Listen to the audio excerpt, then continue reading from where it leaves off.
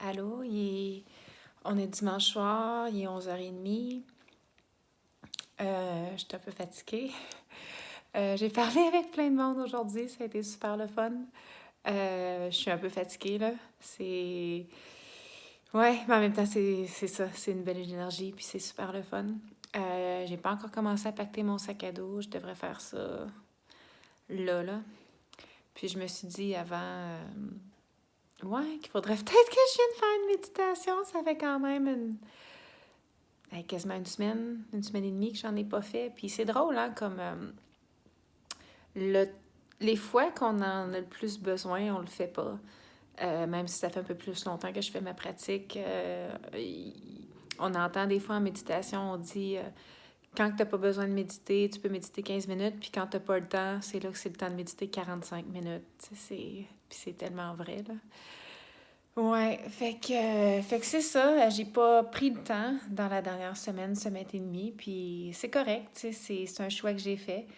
Ce qui est le fun, c'est que j'en ressens les effets de pas avoir médité beaucoup dernièrement, là. Je sens comme c'est pas vraiment de l'anxiété, mais c'est comme, ben ouais, peut-être, là. Comme le souffle peut-être un petit peu plus court qu'avant, là, qui est encore correct, là. C'est juste que je peux voir une différence. Fait que c'est le fun. C'est le fun quand on fait quelque chose puis que c'est utile, tu sais, puis que de l'arrêter, je vois qu'est-ce qui me manque de ça. Fait que c'est vraiment mieux. On a plus tendance à retourner après ça parce qu'on voit l'utilité puis on la ressent.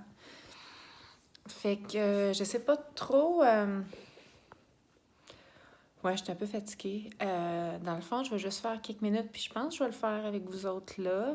Puis vous allez voir, dans le fond, c'est comment que moi, je fais ma pratique et je peux pas vraiment mettre mon téléphone. Je me suis pas trop préparée pour ça, là. Mais bon, je vais juste me filmer.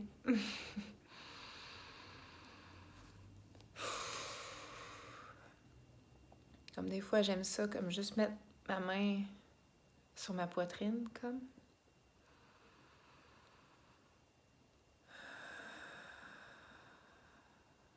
On dirait que dernièrement, la dernière semaine, tu sais, c'est le fun, puis même si la plupart du temps, c'est positif, tu sais, je retiens quand même mon souffle, tu sais, il y a beaucoup de choses qui se passent, il y a beaucoup de choses qui bougent, puis on dirait que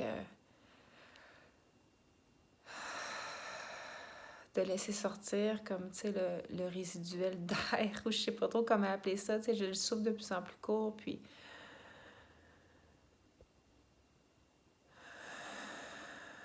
juste de me permettre de relâcher cet air-là qui est comme plus pris dernièrement.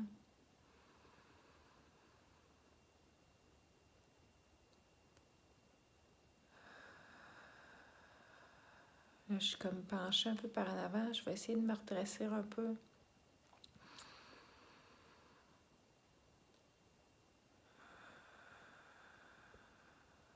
Quand on se redresse, on dirait que ça l'aide comme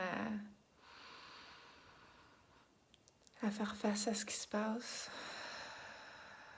à l'accueillir un peu mieux, tu sais, au lieu d'avoir les épaules rondes puis d'être un peu victime de la vie, là. On y fait plus face, puis on a comme plus un pouvoir dans ça. C'est fou comment juste la posture du corps peut changer beaucoup l'état qu'on est, là.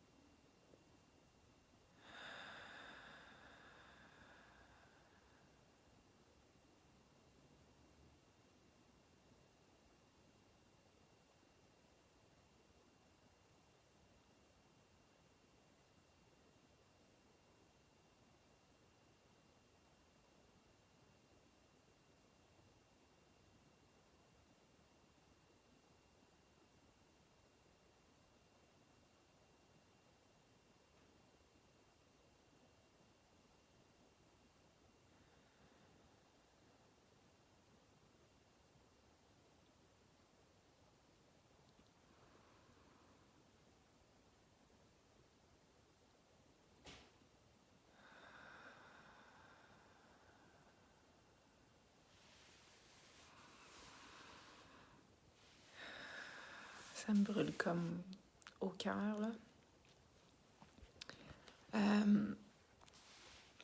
Pour ceux qui le savent, tu sais, je fais aussi des soins en énergie, des trucs en énergie, puis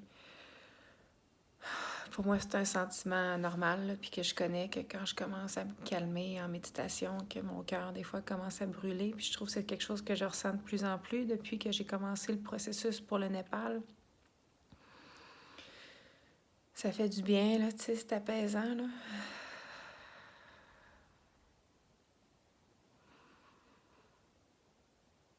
Tu sais, je sais pas ce que je m'en vais chercher là-bas.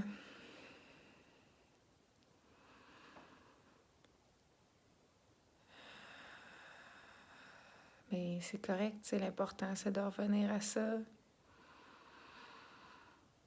Que je sois calme présentement, tu sais. Puis je pense qu'en gros, je le suis, là. Même s'il y a beaucoup de choses qui se passent, puis il y a beaucoup d'inconnus, puis il y a quelques personnes qui projettent leur inquiétude sur moi, comme je me trouve meilleure à les prendre, puis à les retourner, à dire ça m'appartient pas. La peur de l'inconnu m'appartient de moins en moins, comme à redonner aux gens les peurs qui, des fois, qui projettent un peu sur moi de mon voyage. Puis je sais que c'est bien intentionné, je sais que les gens sont juste inquiets, puis ils veulent juste s'assurer que tout va bien aller, mais la réalité est que je ne sais pas si tout va bien aller, tu sais, c'est drôle pour ça, tu sais, dans le fond, on vit l'inconnu à chaque jour. C'est juste que notre cerveau aime ça penser qu'il y a une idée préconçue de ce qui va arriver. On va aller en auto, on va aller travailler, on va se rendre au travail, ou on va arrêter de porter les enfants. À midi, il va arriver telle chose, on va aller dîner là, on va avoir un meeting avec telle personne. Tu sais, notre cerveau est vraiment réconforté à avoir quelque chose de prévu. Puis je peux vous dire qu'avoir fait 15 ans d'ambulance, moi, dans le fond, j'arrive quand l'imprévu est arrivé.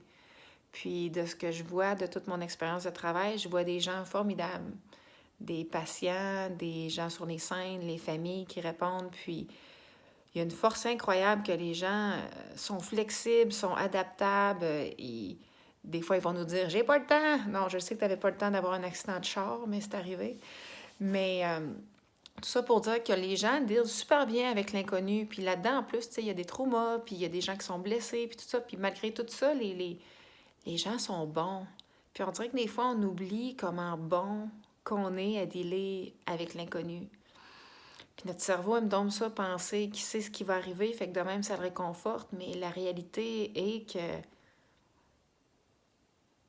c'est un scénario plausible qui va arriver, mais n'importe quoi peut arriver, là. Tu sais, on peut avoir une mauvaise nouvelle demain, puis tout se fait chambarder, puis tout change, puis on va s'adapter. Mais c'est comme un réconfort, une illusion un peu qu'on a de savoir, penser savoir ce que le futur nous garde. Puis je trouve que mon processus, spécialement avec les derniers mois, puis le Népal qui s'en vient, il y a beaucoup d'inconnus, puis je vois à quel point que l'inconnu semble un sujet fort pour beaucoup de monde, puis ça stresse beaucoup de monde. Mais dans le fond, on le vit à chaque jour, là. C'est juste que les possibilités que les choses arrivent comme on le pensait arrivent. Mais dans le fond, tu sais, si les choses arriveraient autrement, on ferait avec.